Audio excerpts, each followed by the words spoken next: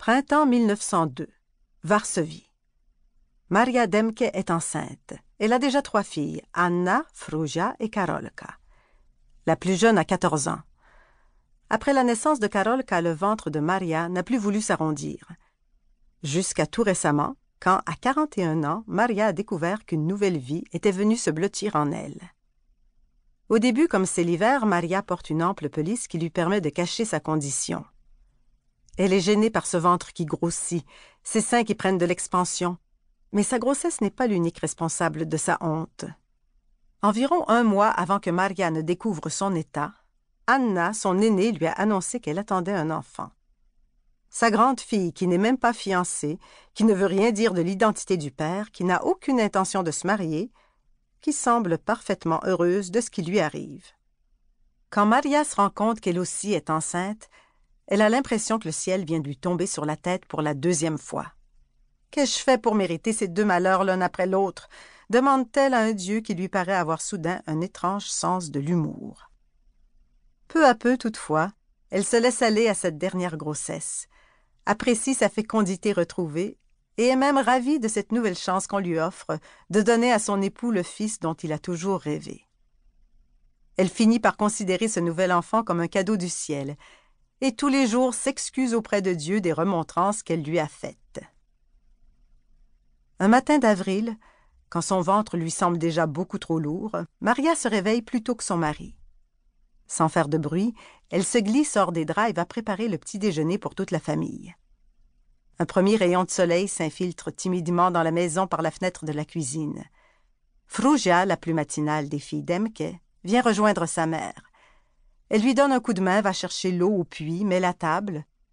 Lorsque tout est prêt, Maria lui demande d'aller réveiller son père, puis se ravise. « Laisse, j'y vais. » Elle ne sait pourquoi, alors qu'elle a tant à faire, elle a tenu à réveiller elle-même son mari. Elle aura souvent l'occasion, par la suite, de louer Dieu pour ce geste qui aura évité à sa fille la douloureuse découverte de son père sans vie. C'est ainsi que M. Demke n'eut jamais l'occasion de rencontrer son seul et unique fils, celui qui allait devenir mon père. Pendant les 4 derniers mois de sa grossesse, Maria pleure tous les jours, n'arrivant pas à s'imaginer vivre sans son mari, l'homme le plus doux qu'elle ait rencontré. 3 mois après l'accouchement d'Anna, dans de grandes douleurs, elle donne naissance à son premier fils.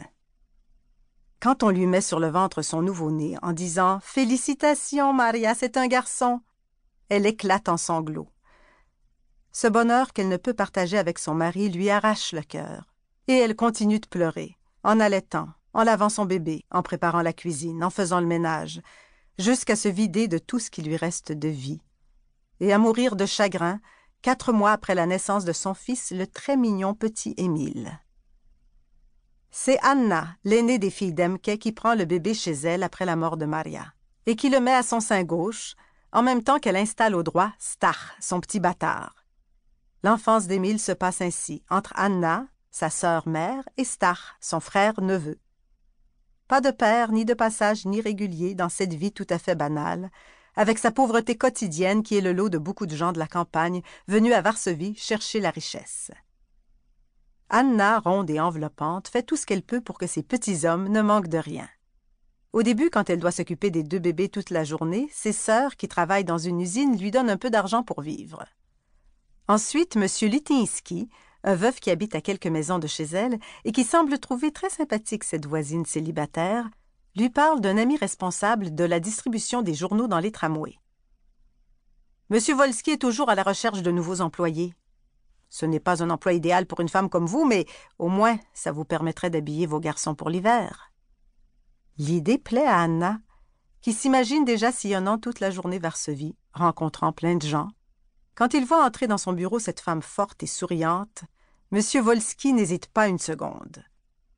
Quelques jours plus tard, Anna engage une jeune fille de la campagne pour s'occuper des garçons et commence son nouveau métier. Stach et Émile ont une vie heureuse. Jamais il ne leur vient à l'idée que les choses devraient être autrement, qu'il devrait y avoir un homme à la maison, qu'Anna ne devrait pas avoir à travailler toute la journée debout, à courir d'un tramway à l'autre.